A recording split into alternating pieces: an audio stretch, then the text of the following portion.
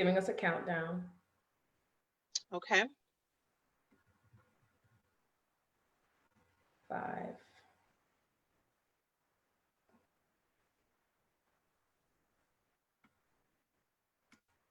Okay. We are now live. Welcome, Madam Williams. How are you? I'm doing well. I'm trying to figure out how to get to. So you're going to go to do a search and find Ask Schellie. I'm going to do the same thing on mine.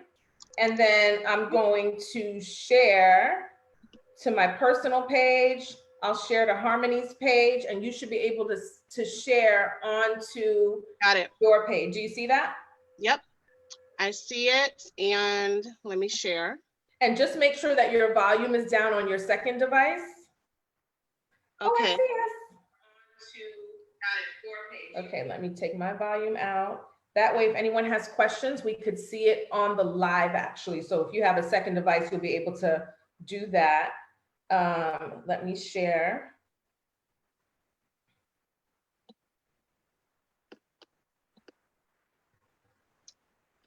Thank you everybody for joining. Oh, they followed us over. Okay, yeah. And let me share to Harmony.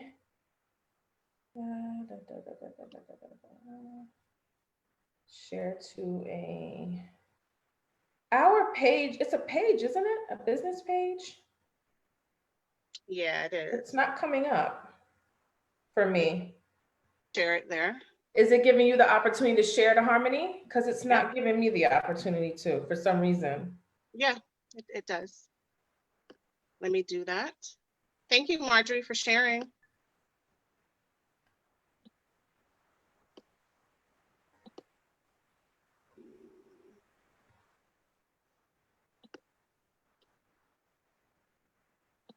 All right, it was shared. It was shared? Okay, perfect. On my second device, where do you want me to go to? Just to watch for the questions? Correct. We'll just follow questions on there, and then we'll take the recording and somehow get our Instagram viewers, those who don't have Facebook. It looks like everyone who was on Instagram is now with us. So we have shared. Thank you so much for joining. For those of you who are on, please share as well. I see Coretta. I see Sherelle. Hey, Marjorie. Hi, Elve. Thank you so much for joining. Chandra. Let's see. I see Octavia has joined us. Who did I miss, Robin? I am still getting the hang of this. So, I know, it's so weird, right? Like we're looking here and then we have to like, it's a lot. It's crazy. I see it's a lot. So we're going to go ahead and get started. So guys, we tried to go live on Instagram as well. For those of you who are looking, you can see that we are streaming live through Zoom. So we were getting a really horrible echo and could not go live on Instagram. So it's just for you guys, Facebook. We're here for you.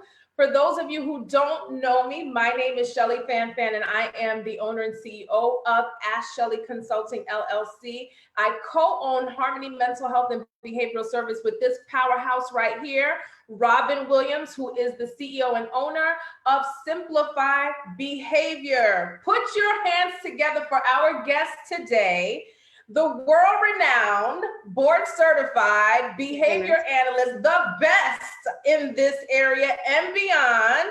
Ladies and gentlemen, Robin Williams. Thank you so much, Schellie. Thank you for inviting me to join you. This is awesome. Of course. It's going to be fun. It's what we love to do and what we have been gifted and able to do for quite some time. So it's going to be good. Now, before we get started, can you tell people what a board certified behavior analyst does? Because that's a long title for some really hard work. You have a lot of bruises and bite marks that, you know, evidence the hard work that you do every day. So tell everyone exactly what it is you do. So a board certified analyst is someone who studies the science of behavior and behavior modification. And so we look at things like what's happening in the environment to support certain behaviors or to decrease certain behaviors, just to put it in very simple terms. We typically don't look at like internalisms or what people's thought process is. whereas a therapist, a talk therapist, licensed mental health counselor may do that. We look at what's going on in the environment and actually behaviors that we can see and measure to determine what is maintaining things and what could be possibly decreasing behaviors in the environment. Awesome. And so I'm sorry, you may have said this already, but again, the targeted population for this intervention is?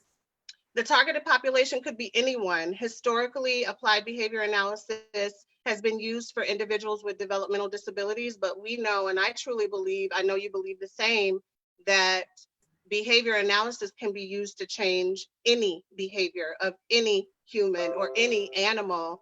So you will see behavior analysis put to use with training of animals in zoos and theme parks. You'll see behavior analysis put to use even working with patients who have endured traumatic brain injury, with sports management, with ADHD populations.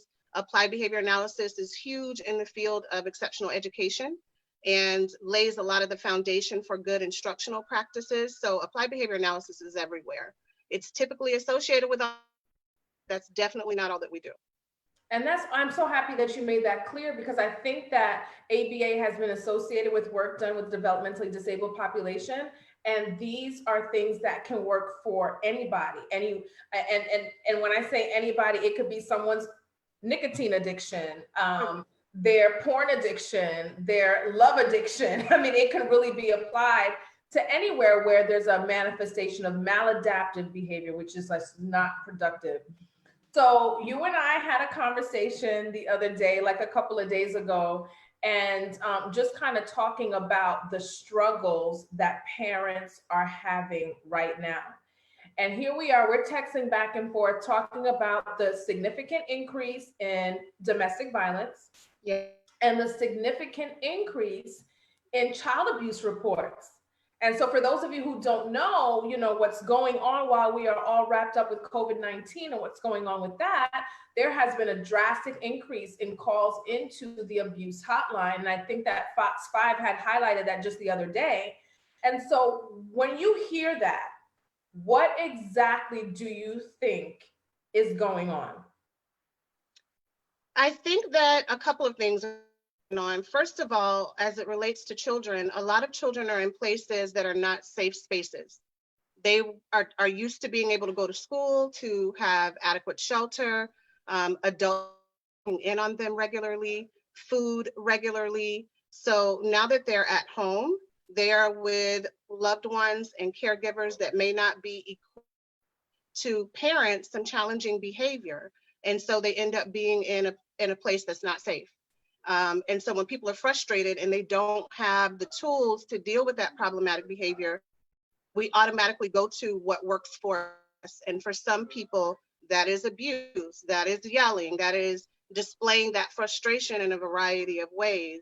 And the same thing goes for domestic violence. When you are with someone and they're getting on your nerves and you don't have the appropriate coping mechanisms to manage yourself, that's going to manifest another way on another person.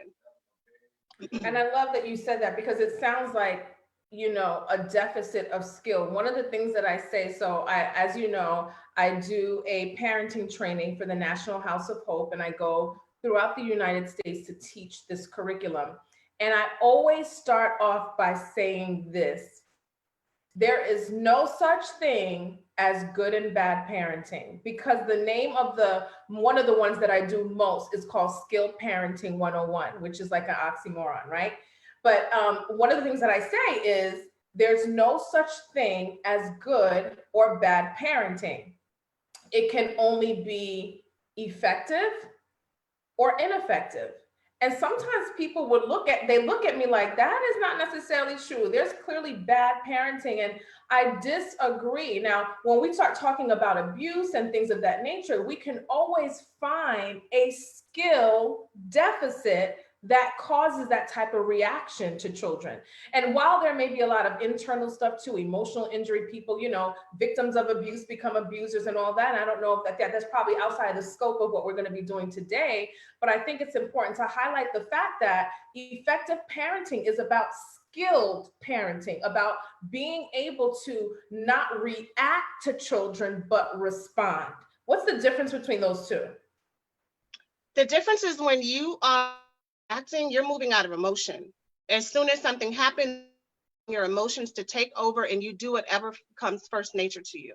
But respond to behavior, whether it be desired behavior or undesired behavior, you are following a plan. You already know, okay, when my child drops down to the floor in the middle of Target as we're trying to check out, this is what I'm going to do.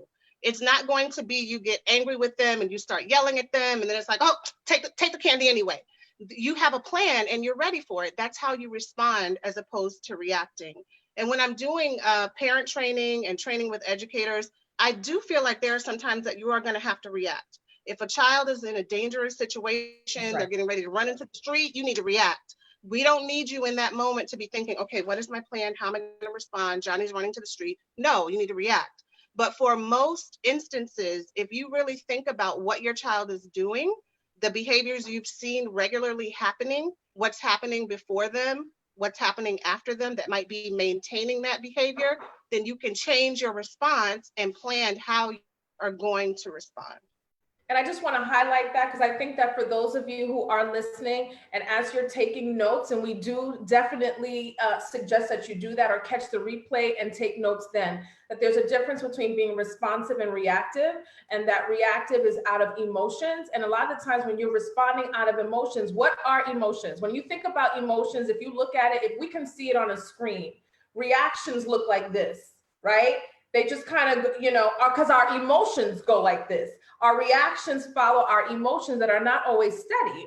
And so your parenting then becomes unsteady. Like one day, Johnny comes home late and he gets his phone taken away. If he catches you on your cycle and comes home late, then he gets 5 weeks of no TV and bread and water only, and so it's important that we learn as parents to be responsive and not reactive, and reactive only when it is a life, like if there's some type of safety issue that we have to actually, react to protect our children for.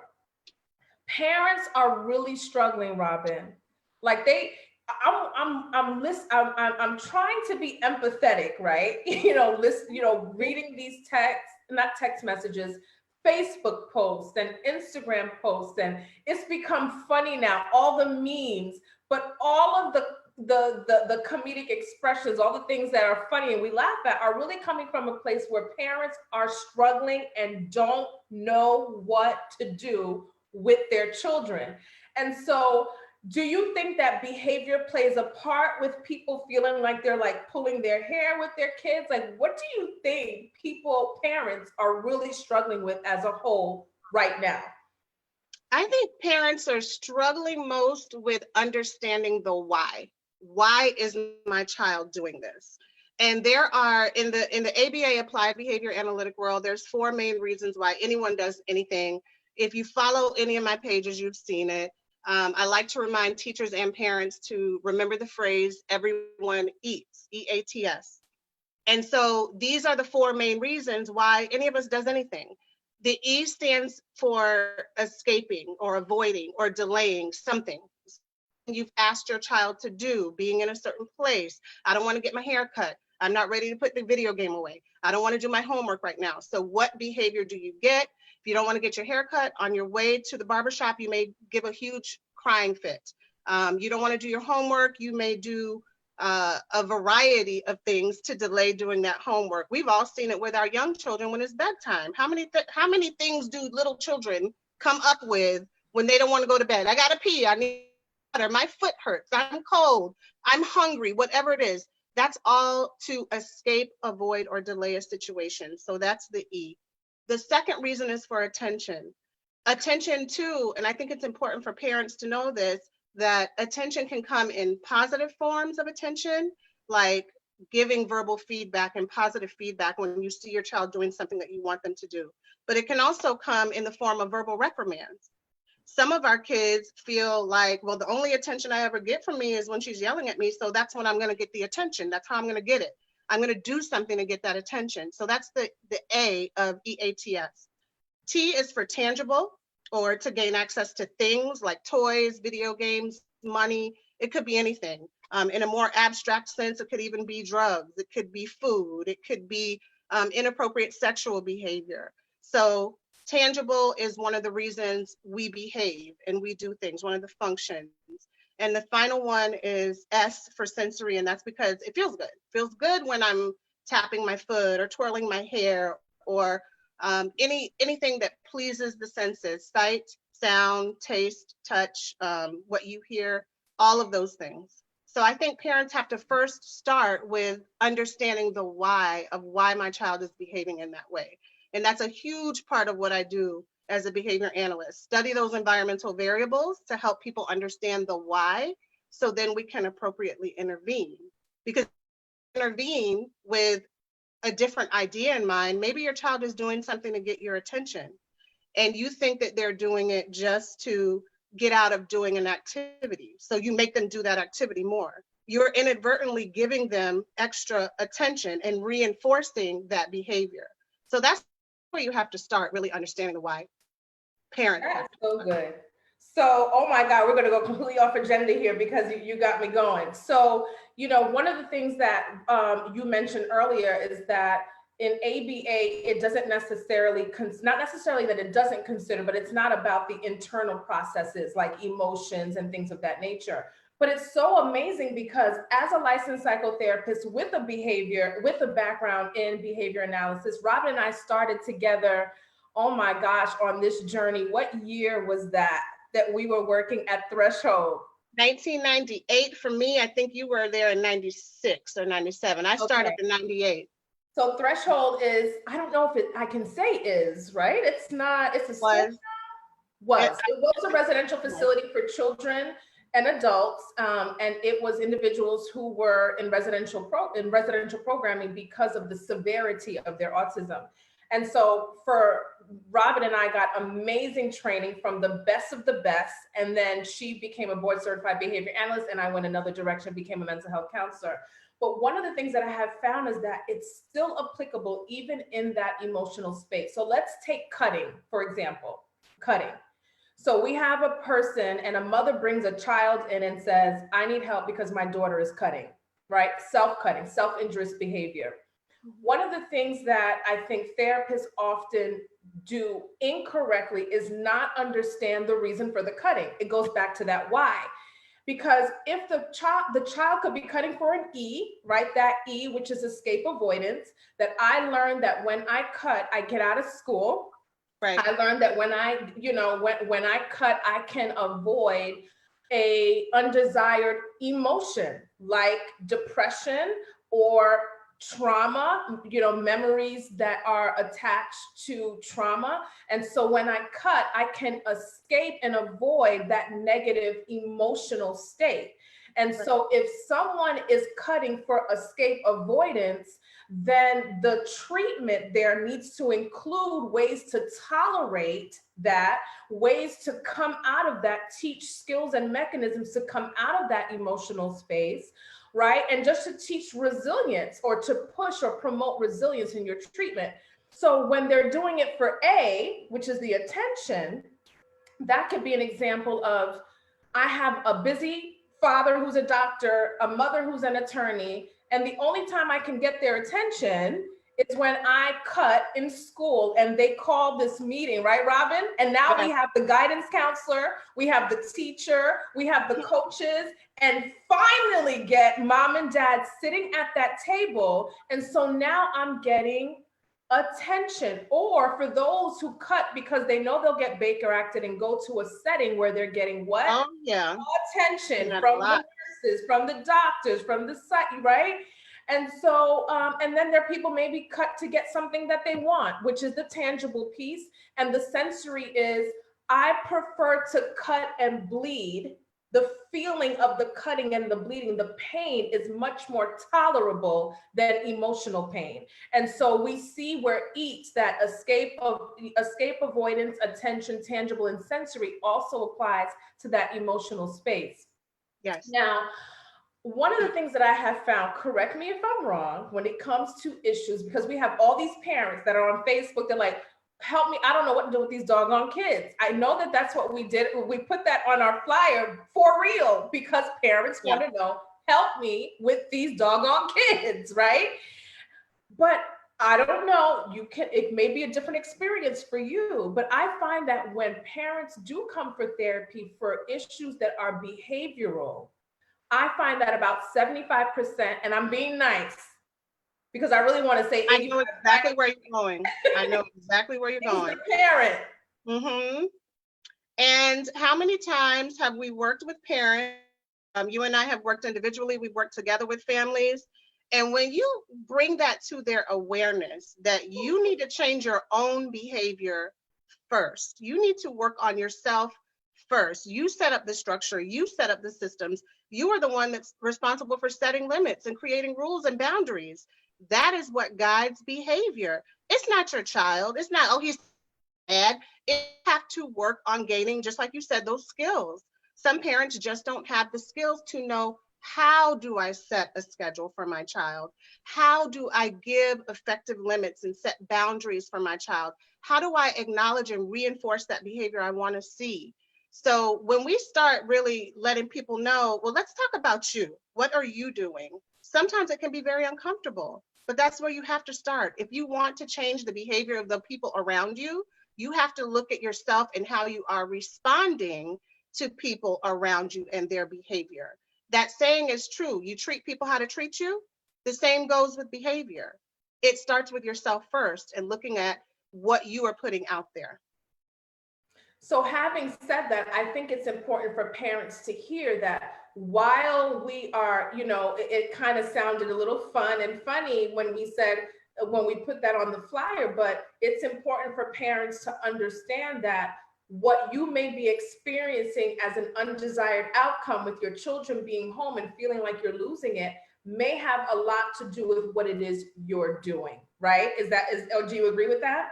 I definitely agree with that. I definitely agree with that. And I just want to reiterate something that you said, that we don't believe there's such a good thing as good or bad parenting. It's just a matter of having the skills in your toolbox. The skilled parenting curriculum that you deliver, the positive behavior change curriculum that I deliver, it's learning skills, it's getting tools and knowing how to respond. That's all it boils down to.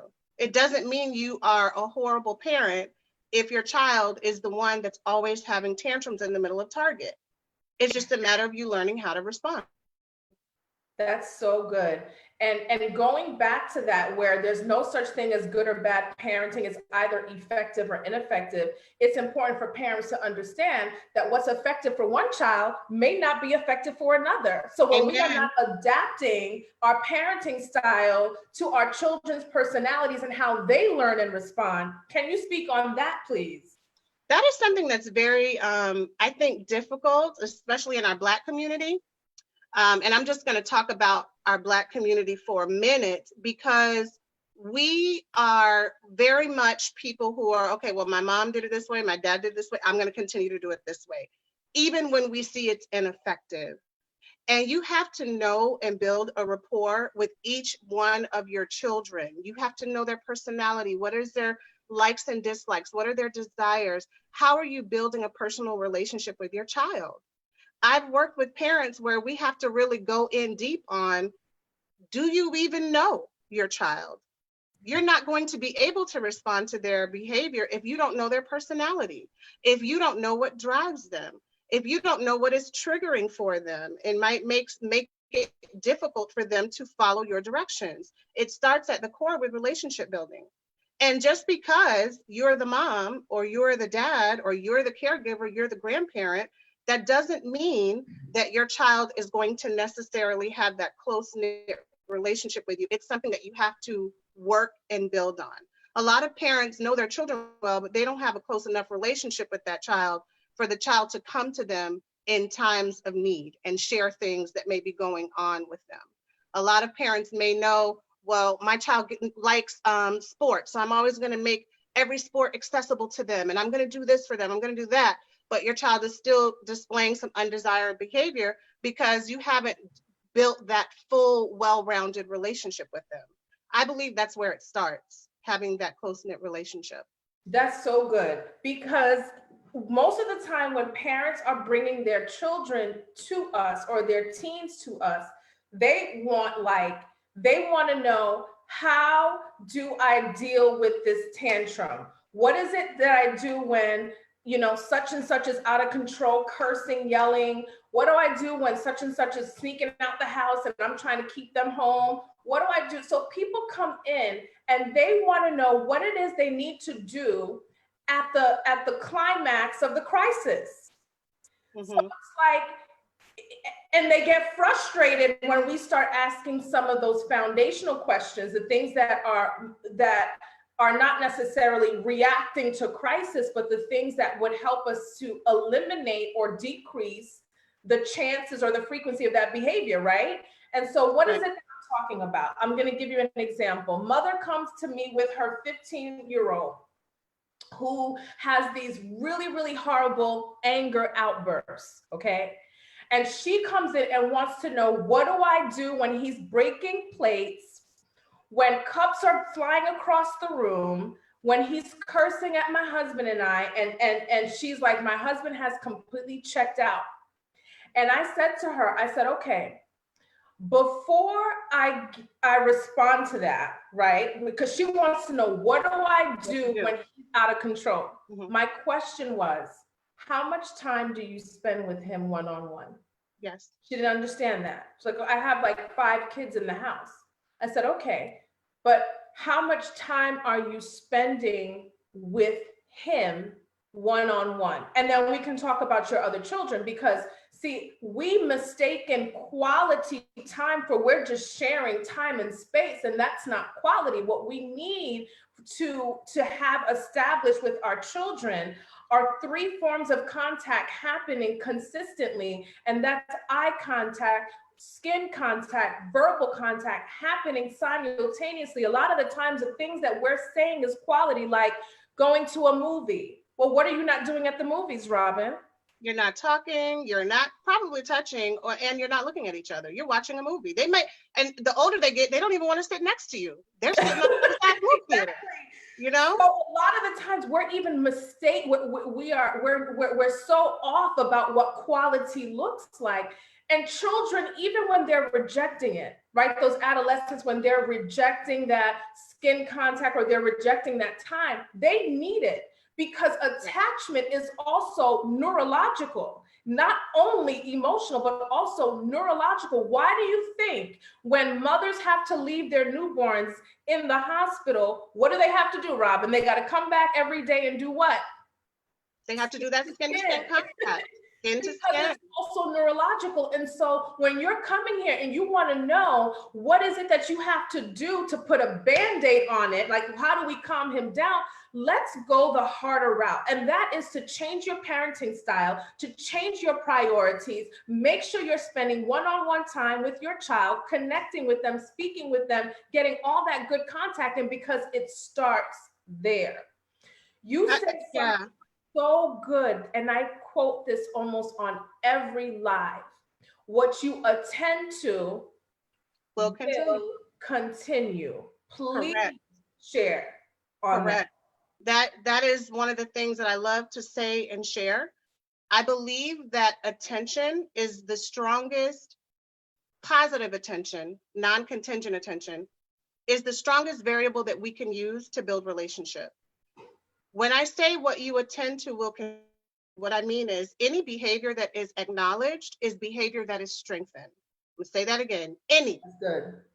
Any behavior that's acknowledged is behavior strengthened, whether it's positive behavior, whether it's things that you want to see or things that you don't want to see. That's what your child is going to continue to exhibit. So, for example, if I am, and I've been guilty of this, if I'm at home and I'm downstairs, I'm catching up on my Netflix, I'm watching whatever, 90 Day Fiance or whatever, and my kids are upstairs playing quietly, an hour or two could go by that I don't have that contact with them, that you refer to, Schellie, contact, verbal contact. But as soon as I hear them up there making noise, And I'm going to be like, Zola Zaria, what are you doing? I'm attending to the negative behavior. That's so good. And if they are not getting enough from me, and if that is the only time that I am interacting with them, what are they going to learn over time? They're going to learn that this is when my mom says my name. This is when I may be able to see her face. This is when I may be able to get skin-to-skin contact with her, even if it's a whooping in some settings, right? So we have to be careful that we outweigh that with giving positive attention to our kids. Positive attention comes in the form of non-contingent attention too, like just being with your child because they're in the environment, building that relationship, not because they did anything great. It's talking to them about how their day went. It's, hey, come on, I'm cooking. Would you like to cook with me in the kitchen, and doing something together? You have to give those bucket fillers that we refer to sometimes. You have to make sure that you're giving so much attention to your child and making those positive deposits in their attention bank that they have enough of a reserve so that when you have to correct behavior, they have something to. And it's not just, I only hear from my parents when I'm getting in trouble. And we see it all the time in our line of work, Schellie. A lot of the children that we work with and support, especially in a Department of Juvenile Justice setting, their entire lives, all they have received is negative attention for engaging in behaviors that are unproductive or criminal or dangerous. That's when they get the feedback from the adults in their environment that should be guiding them. So we have to make sure that we use that leverage and increase the amount of positive attention that we're giving to our kids. What you attend to will continue. And we wonder why parents, a lot of them that are struggling, are getting all the negative behavior, because that's what they're attending to, and we're not attending to the positive, right? And so one of the things that you have taught, and I also have included that in my skilled parenting training as well, is that the use of a name. Yeah. Just how we use the name. And so I want you guys to hear this, right? So a lot of the times when we are interacting with our children in a positive way, we may say things like, I love you and I'm proud of you. But when we're disciplining them, we use their name. Itana, you didn't wash the dishes. Philippe, you didn't. It's like even the use of their name, sometimes we're associating with negative and not necessarily associating the utterance of their name with something positive, like I love you, Johnny. I love you, Beth. Do you want to expand on that a little bit? Definitely. I learned about the importance of names from a master teacher 20-something years ago when I was a very early exceptional educator and behavior analyst. And she said something that just stuck with me. She said, when we are working with children, they need to know that their names are safe in our mouths. Ooh. And that to me was say like, say it again. Safe in our mouths? What do you mean? What are you talking about? And she went on to elaborate just that. If a child only hears their name and it's associated with, oh, that's going to be a trigger, I'm about to get a whooping, or I'm going to be yelled at, or I know I'm in trouble, then that's not safety. That's not giving them a sense of safety. We have to pair that name, and even creating fun nicknames for your kids as well. That counts too. We have to associate that with positivity. Here comes an expression of love. Here comes some interaction with me, your parent, your caregiver, your loved one, because your name is so precious to me. And I want to associate me using your name with a place of safety. That's so good. Safe in your mouth. So good. Oh my God. Okay. I want to get into enforcing rules and positive behavior support, a lot that I think that we're already touching on, right? Yeah. Just kind of organically. One thing that I think is really powerful and when I'm working with parents is helping them to see that a lot of the times behavioral issues is a manifestation of a skill deficit. And so instead of just focusing on trying to create punishment to address the behavior, we should be disciplining, which the root word of that is discipleship, teaching skills. Correct. To overcome that behavioral issue.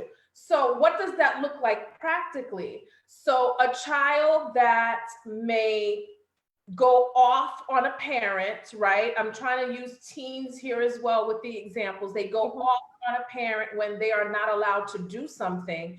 The behavior is the verbal aggression and the property disturbance, sometimes property destruction, and the skill deficit is the inability to tolerate no. Yes. The ability to tolerate delayed or denied gratification is the skill. And a lot of the times that's something that's been reinforced by parents, you know, and children Right, for years, by the time they're teenagers. Given, right? Yeah. That they get to a point where to hear no or to hear wait is something that causes them to explode. So what we should be doing is teaching. That's a skill. There are criminals that continue to reoffend over and over and over again because they do not have the ability to tolerate delayed gratification. Why don't you work for the money instead of steal or sell drugs for it? So there's some of us that even as adults, we have an inability to delay or deny gratification, like that person that can't, you know, abstain from relationships for a while or abstain from sex for a while. Like, this is all examples of an inability to tolerate delayed or denied gratification. So if we can, as parents, really look at it differently, like, okay, this behavior is language, and what's the skill deficit my child has right now? What's the lack of skill? He punches the wall when he gets angry. The skill deficit is an inability to channel emotions into words. Right. He punches the wall when he gets angry is an inability to regulate mood. We have adults right now with this whole COVID-19 situation that don't know how to regulate their mood. But we expect our children to be able to. Right. But you can't take your anxiety from a 10 to a 4 because why? You don't have the skill to do it. So talk about disciplining, discipleship, changing the way that we parent and into more of a teaching, something that's focused on teaching. Because actually, I don't know if I have that on the slide anymore. You had a slide. It says, when a child cannot read, we teach.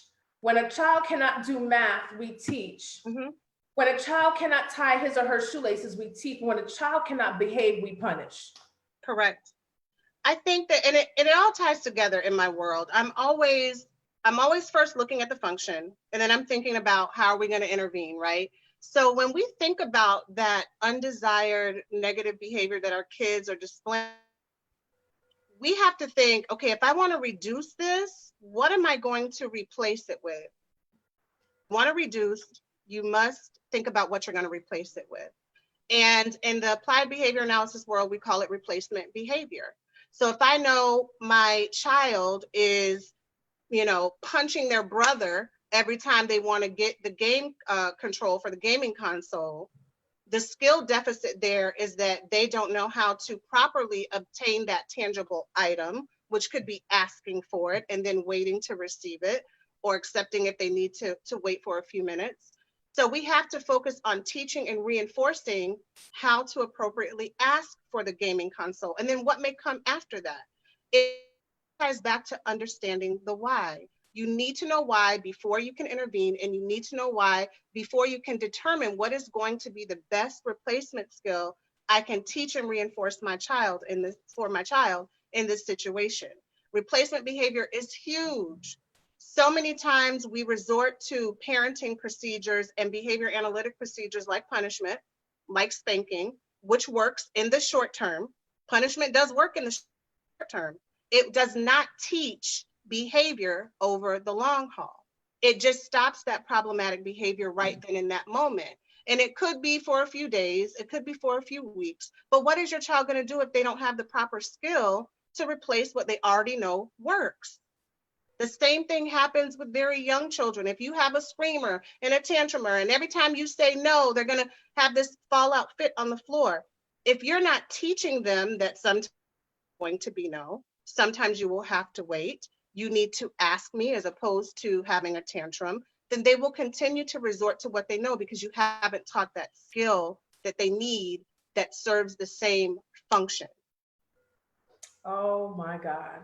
So focusing on that skill deficit, I find very often that with adolescents that misbehave, it's because they do not have words. Like they literally do not have words. And I find individuals that have learning disabilities or have been in environments where the language of the people and the caregivers around them are not necessarily that which would give them those words, that they tend to behave out, they act out how it is they are feeling. And so teaching words and how to take how to even identify, I get adults that come in and don't really know how to identify Right. their emotions. Like, I feel blah. Well, what exactly is that?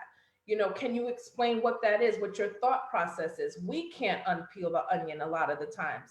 So it's important to have those conversations with our children, which is why quality is important, to help them to be able to use their words so that they're not acting out, but that they're able to use their words and really, communicate with parents. You use positive behavior support. You said that earlier. You said it a couple of times. It's one of the things that we have advertised that today was going to be about. Can you explain? I know that we probably touched on a lot of those principles already. Positive behavior support. Why is that so important for parents to know? Behavior responds better to positive consequences, point blank, period. So we need to be thinking of how we can set kids up for success on the front end. And in our behavior world, we call that manipulating antecedents or changing triggers, changing the setting and the environment to propel our kids towards those desired behaviors. And there's many things that we can do. I have a list of 20 something things that I train parents to do just on the front end. Some very key things. Give your child choices when appropriate. For example, if one of my daughters does not, I know it's going to be an issue every time I tell her to clean her room. I need to find it within myself as a parent to offer some options. Would you like to clean your room now, or do you want to clean it in 5 minutes? I'm still in control. You're still going to clean your room, but you have some power in deciding when you want to do that. So offering choices is just one simple strategy that you can use and you can apply to many different behaviors to set your child up for success. Another thing, and it kind of falls in line with offering choices and flexibility and giving kind of the power. I know that's scary for some of us parents, giving our kids power, but when they feel like they're in control of their environment, it's much more likely that they'll behave appropriately. So another thing that you can do is understand behavior, understand and help your children understand that when you do this, this is what will happen. And you state it like that. So when you finish cleaning your room, then you can play your video game. And you can even take that a step further. If you don't finish cleaning your room, then that's just going to take you a little bit longer to get to the video game. So there's a whole bunch of literature on setting limits and boundaries and using statements like that, when, then, how to use it for very young children, how to use it with even adults. But that is just one simple strategy as well that you can take. And it is super, super important to be consistent. And when I talk about consistency, I'm talking about you having your plan, how you will respond, and then being consistent every single time that you decide that this is how you're going to respond to a behavior. If you decide that every single time your child completes their homework within a certain time frame, that you are going to give them extra attention and sit with them, and maybe you're going to play the video game with them, then you need to do that every single time if you want to see that behavior, every single time that you can. If you want to see that behavior continue.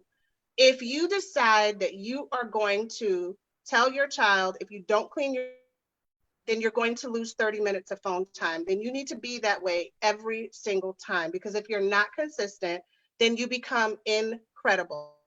Your kids don't believe more. They don't believe your words. They just, oh, she always says that. She's never going to do that. You also need to learn to be consistent within yourself. And what I mean by that is if you wake up and you're having a bad day, none of us are driving on I-4 right now, but you say, let's just imagine it was last month, maybe a month and a half ago. You have been in I-4 traffic for an hour and 40 minutes to get home from, you're frustrated by the time you get home. Just because you're having a bad day does not mean that you change the way that you respond to your child. You need to be regulate yourself and go back to that planned response so that you can be consistent. Consistency is what changes behavior. It's what teaches new skills, consistency and reinforcement, consistency in the way that you deliver your demands or your requests of your children, and consistency in how you respond to problematic behavior is what decreases it. Ooh, okay. So there was a lot that you just said there. One of the things that I love about the example that you gave when it was I think you said, like, you can clean your room now or you can clean your room later. You took control, but you still offered choices so that it empowers the child. Children support what they help create. Write Correct. that down. Children support what they help create. And so our parenting should also include their involvement in determining those consequences and that if then. Do you agree? Yes, I think that at times it can. Yes. And now, of course, as parents, we have the complete control, but you just remember that children do support what they help create. And when they are very clear on that if then there's expectations, and environments that have clear expectations, we tend to see better, or I don't know if I should say better, but positive behavior, productive behavior. Mm-hmm. I wanted to say something else. I just want to quickly go back to punishment very quickly, because I want to make sure that I say this. Our brains, I just want to talk about how our brains respond, and then we'll talk about academic success. And so many of our children are now, are in virtual schooling, and I'd love to hear your tips on that. So our brain has a fight or flight response, right? Mm-hmm. And so when our brains perceive danger or any threat of harm, we go into survival mode, fight or flight mode. And in that place, the brain is like, we have to protect ourselves, and everything that's happening right now is not safe. Which is why parenting that switches from being like super loving and like super abusive, children become adults that can't receive love and affection because of that association. Like, okay, in a very unsafe place, I was being given this love at the same time, and then they grow up to be very emotionally unstable. But in that place, in that survival mode, in that flight mode, your brain is saying, we need to pump blood to the hands, Robin, to the feet. We got to get ready to jump the fence. We got to protect ourselves. We got to get ready to punch somebody in the face. And so what happens in that place, this is how the brain responds to punishment, because it's harm, it's threat, it's aversive. I want you to put a pin in that. One of the most needed things, this needed process when it comes to changing behavior, is the ability to learn. The brain needs to be able to absorb new information. So when you're using punishment and you wonder why your child keeps doing the same thing over and over and over again, it's because something is blocking the new information. So when you are using aversive techniques to try to modify behavior, you're taking your child's ability to absorb new information because their brain is in fight or flight mode. Learning does not happen at that place. This is why so many of us, Robin, are really struggling right now, because we are in this coronavirus situation. Many of us are elevated. Mm-hmm. Many of us are in our survival brain. But what needs to happen in order for us to really get to a place where we can thrive even in this storm is adaptability. We have to be able to adapt. Well, you have to absorb new information in order to be able to adapt. So those of us who are stuck in our survival brains are not able to adapt, because your brain can't absorb what? New information.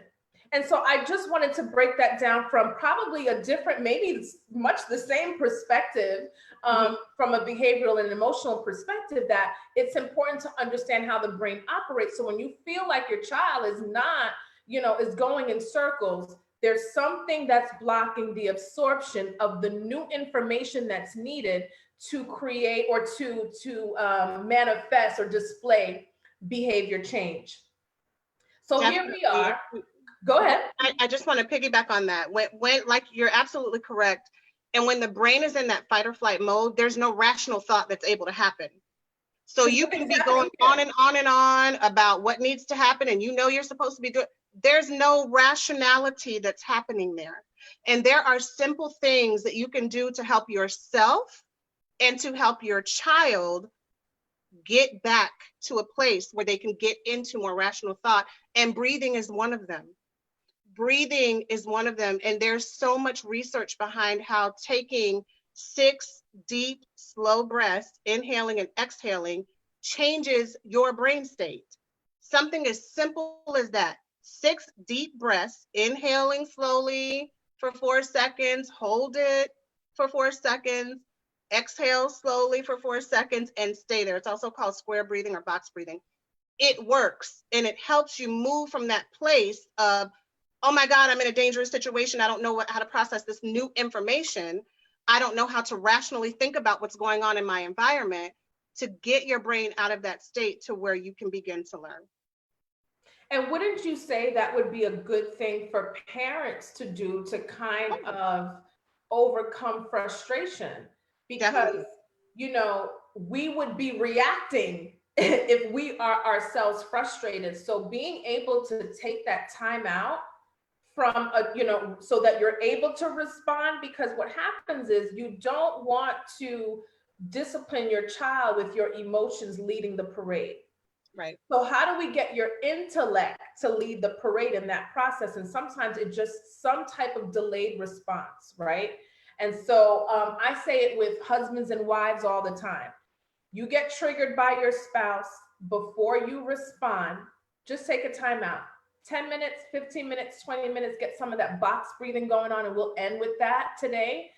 And then go back, because there's so much that happens in that delayed response that gives you the opportunity, or gives your intellect, your wisdom, the opportunity to be the head of that parade. And so taking, delayed response is very powerful for parents. Don't respond, don't react in your emotions, taking that time out and making sure you're able to revisit the situation, unless immediacy is absolutely needed in situations where there's a, some type of imminent risk of harm or danger, but making sure you take that time out.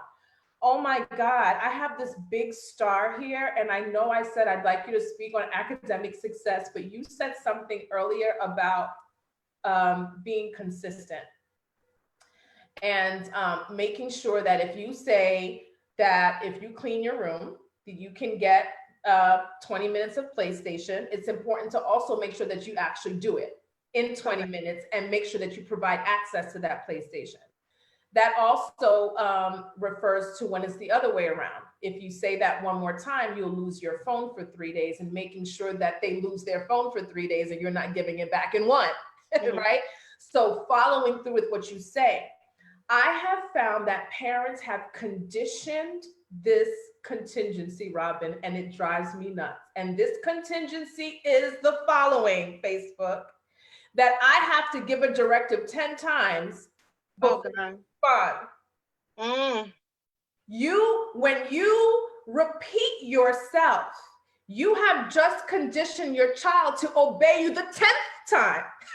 Right. So as soon as you say it, you give a warning, and bam, the consequence is implemented. Because if you keep repeating, and parents going back and forth with their children, and you wonder why they argue with you and oppose everything you say, it's because you've lost your power, because you've engaged in this struggle. Just implement the consequence that we've already, remember, we have this response system. Right. We already know how we're responding to behavior. We have a reference sheet, a guide that we're going by. But when you are repeating directives over and over again, you have conditioned your child to obey the 20th time. And then you have the nerve to bring your child to Robin and say, my child don't listen. Please speak on that. I don't know. You said it all so many times. And a lot of times when I go into homes and I'm working with families, I just watch. I sit and I watch for a couple of hours, take all my notes. And I'm telling you, when I bring that awareness, do you know how many times you asked him to sit down? When he was walking across the back of the sofa on the countertop, standing on the table, jumping up. Do you know? You said it 17 times. I bet you didn't realize that, did you? And we go into helping them understand how that makes them like just another voice in the background, like Charlie Brown's teacher, womp, womp, womp, womp, womp, womp, womp, womp. Kids don't follow through. You have to make sure that you follow through with what you say you're going to do. And when you don't follow through with what you say you're going to do, then your kids don't trust you. Also, to a lack of trust. I can't trust anything you tell me because you never follow through anyway. You said that you, but you never do it anyway, so I don't believe you. You said you're going to pop me upside the head, but you don't do it anyway, so I'm going to keep jumping from the top of the banister down to the floor because you're not going to do that, whatever it's going to be. You have to follow through every single time, whatever the consequence is, whether it's a positive, and all consequences aren't negative, whether it's a positive consequence or a negative consequence. Consistency and follow through is so important. And sometimes if you partner in the home, have your partner tag team. Hey, watch me and see how many times, make sure I follow through with what I say I'm going to do. My husband does it to me all the time. Well, you said you were going to do it. That's not what you tell me to do with the girls. I have to check myself still too. So it's all a learning process. And it's something that we love to talk about. I'm sure we could go on and on and on, but it works. The science of applied behavior analysis works, and it's applicable to so many things in our lives. We're talking about children today, but this can come into any, it's applicable to any age level, any person. I wanted to go on and on with something that you just said, but obviously we're going to need a part 2 because we are coming to the end of our hour. Can you guys believe that? Facebook, talk to us. Let us know if you have any questions. If we're not able to answer it on this live, we will go into the commentary and respond there. I definitely want to make sure we give this expert an opportunity to touch on maximizing your child's academic success. We'll do a quick deep breathing exercise to close, and then we'll be done for today. So Robin, academic success. We have these children at home. They're doing school virtually. Parents have been put in this situation to parent, also be teachers. So what are some things that are some tips that you can give parents to really maximize academic success in this time that we're in right now? My first and key point is definitely learn how to regulate your own emotions so that you can model that for your kids. Don't forget that our children are living in this stressful and different time with us. So if you are on your kids, did you log onto your school today? Oh my God. And if you are hyped up about it and stressed out about it, they're going to be stressed out about it. You have to model what you want them to show as well, as far as tackling this new world, this virtual world that we are living in. And sometimes it's not as important to, I want this to come across in the right way. Academic success relies a lot on a stable social emotional wellness. So we need to start there before we are pushing academics and continuing to stress our kids out more. A lot of things that your kids are learning online right now, you can teach through board games, through going outside and working in a garden, as you're taking. There's so many other ways that you can incidental learning and incidental teaching within your day. And you don't have to stress your child out about being online for a certain amount of minutes or making sure that you read for an hour. That family time, that engaged time, all of that comes together and it is all learning. The people who are homeschoolers, I know we have some homeschoolers who are in the group. Did another live the other day with Eric Range, and he talked about homeschooling and how they focus so much on the social and emotional well-being of their child and their interests to promote academic success. To me, it's foundational. That is so good. Make sure you have schedules, make sure, you do want to do that, but you can use visual timers, but social emotional well-being be the foundation and build that strong so that your kids will easily adhere to schedules. So that when you give them those choices and the directives, and when you respond consistently, it's much more likely that they will follow through and even exceed your expectations. But it starts with a healthy, whole, socially and emotional, whole, well child. And that social and emotional well child has a lot to do with how well you are, mom, and how well you are, dad. And so I have this 7-point prescription to wellness. I call it the B7 pill. It's the 7 things that you just have to be in this season to survive. It's the prescription for ideal living and longevity. And so it's important for you to be intentional about your wellness.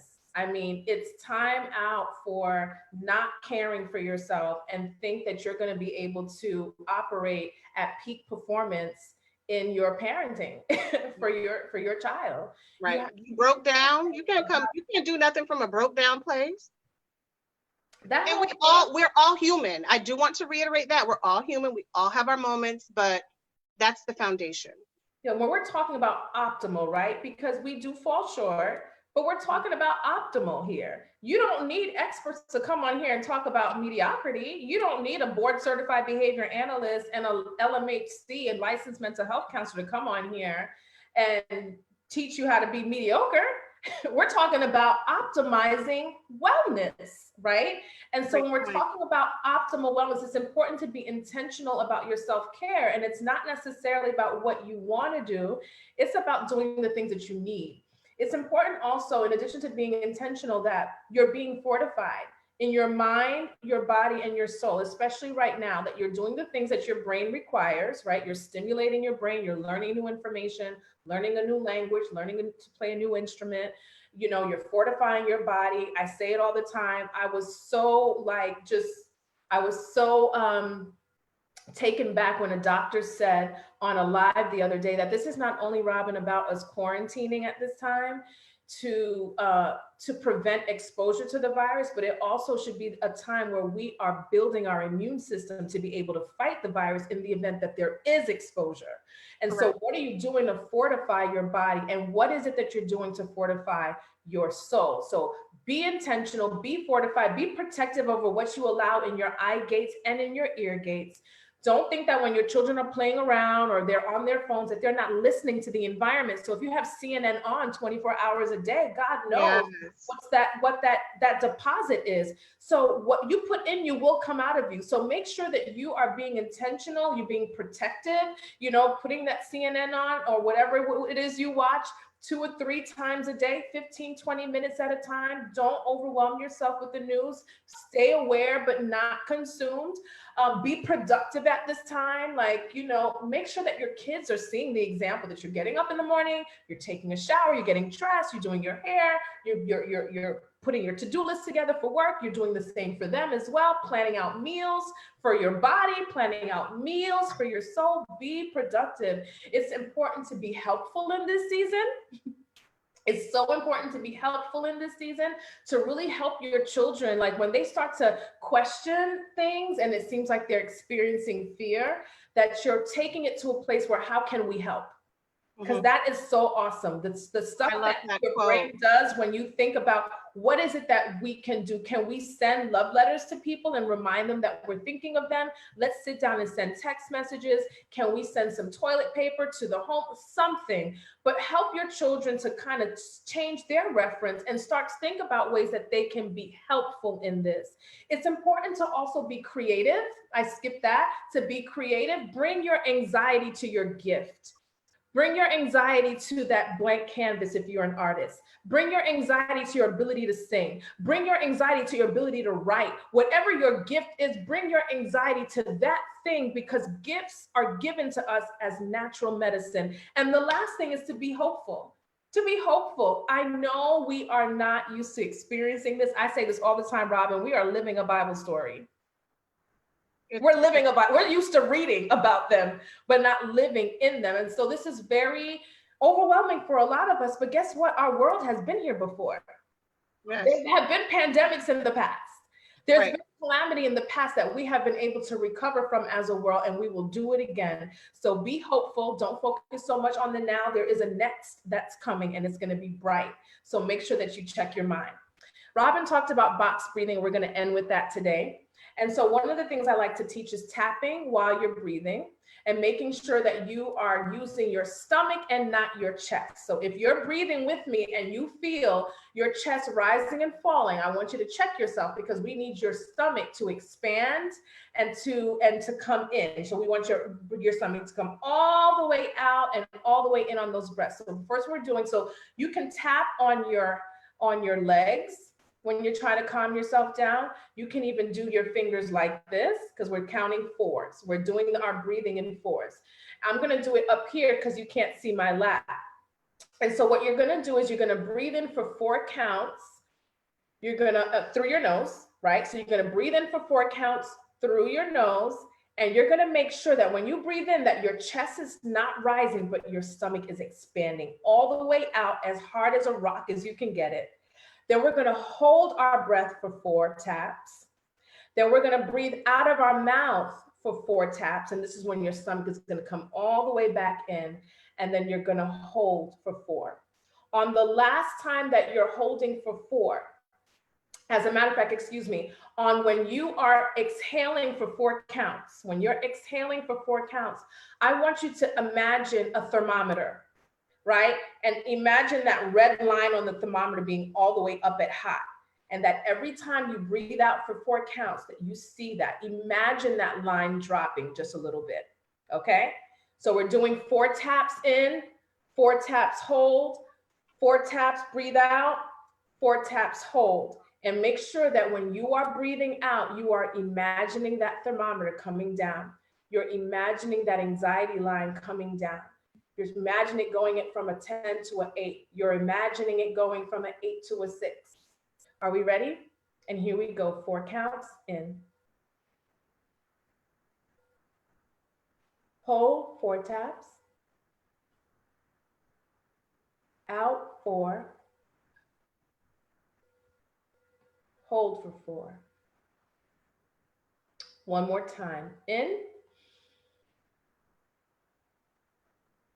Hold. Out. Hold. These are ways to take control over your emotions so they're not leading the parade, and it gives your wisdom and intellect an opportunity to lead the parade. Robin, any final words before we close? We're in this all together. We got this. This was a lot of fun. Schellie, thank you for inviting me to join you. And I'm sure that we'll have a part 2. We will have a part 2. Make sure you send us questions. Like I said, if you have questions in the actual commentary of this live, we will answer them. You can also send us questions directly. Robin, how can people connect with you? They can find me on Facebook at Simplify, SIMPLIFY, Behavior. And they can also find me on Instagram at Simplify Behavior as well. And you can find me on Twitter at RobinBCBA as well.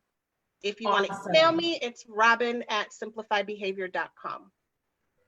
And we want your contact information. So please send us email, even if you're just saying, hey, because if you just say, hey, we'll have your email address. We will be able to send you guys direct invites when we're doing Zoom webinars that we can go further in depth. We can take questions. And so if you want to have exposure to that, if this was helpful to you, make sure you reach out. Send Robin that email. You can also reach me at info@askschellie, SCHELLIE.com. Ask Schellie on Facebook, Ask Schellie on Instagram as well. You can drop your email right here in the feed as well. We will make sure that you get invitations for the next time we power up together, collaborate to empower you. Thank you for giving us your Sunday afternoon, and we will see you for part 2 coming soon. Blessings. Bye.